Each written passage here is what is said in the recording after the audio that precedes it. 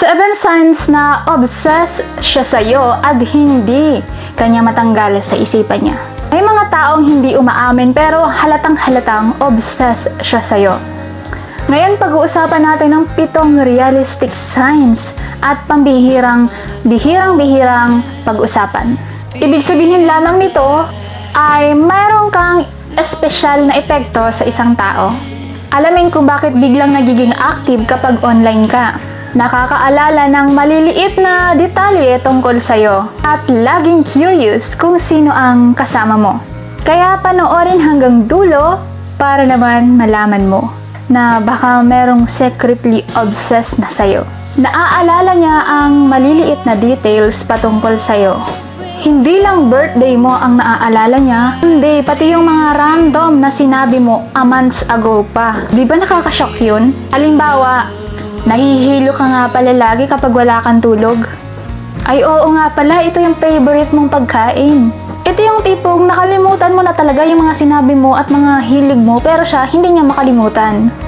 Kapag sobrang invested sa'yo ang isang tao, kahit sobrang maliliit na detalye ay tandang-tanda niya. Number 2, bigla siyang sumusulpot sa kung saan lugar na naroroon ka. Di man ito stalking pero lagi kayo nagkakasalubong kung nasaan ka. Biglang nasa same online game, same cafe, same comment section sa social media, same live stream na pinapanood o ginagawa.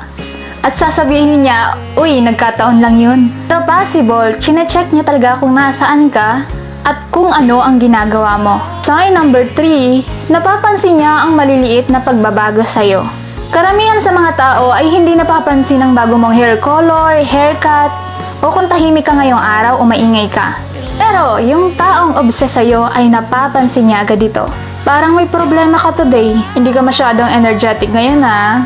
Kapag masyado kang laman sa isipan ng isang tao, kunting galaw mo lang ay alam nila ang changes mo. Sign number 4, nagiging active siya sa social media kapag active ka. Tahimik ka buong araw pero kapag naka-online ka, naka-online na rin siya. Nagpo-post, nagla-like, nagpaparamdam. Parang nakaabang siya sa presence mo without saying it. Number 5, iniiwasan ka niya kapag nahihiya siya sa'yo. Hindi lahat ng obsessed ay clingy. May mga taong sobrang affected sa'yo, kaya minsan ay umiiwas sila. Kapag nandyan ka, nagiging awkward, hindi makatingin, o kaya biglang cold. Hindi dahil wala silang pake sa'yo o wala siyang pake sa'yo, kundi malaki yung epekto mo sa emotions nila. Number 6, pinapansin niya kung sino ang mga kasama mo. Hindi siya diretsong nagsiselos, pero napapansin mo ang pagbabago niya. Pero mapapansin mong curious siya. Close kayo?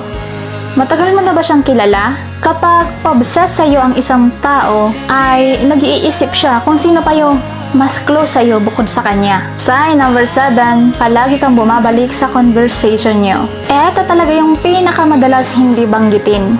Kapag obsessed ang isang tao sa'yo, inuulit-ulit niya sa isip niyo ang conversation niyo kahit nung nakaraan pa. Inuulit-ulit niya sa isip niya yung conversation niyo. Kahit simpleng usapan lang ay malaking bagay na para sa kanya. At binabanggit niya yung topic na akala mo ay nakalimutan na ng lahat. Dahil para sa'yo, normal lang yun, pero para sa kanya ay memorable pala yun. Hindi lahat ng obsession ay toxic agad. Minsan, talagang sobrang interested lang sila emotionally. Sa 7 signs na ito, alin dito ang napansin mo na isa sa mga signs na ginagawa sa'yo ng isang tao na feeling mo ay obsessed siya sa'yo? Kung ilan man dito, mukhang 3 dito ang kapareha na ginagawa niya o more than dito ay talagang obsessed na siya sa'yo. Kung nagustuhan mo ang video na to, don't forget to like, share, and subscribe. Bye-bye!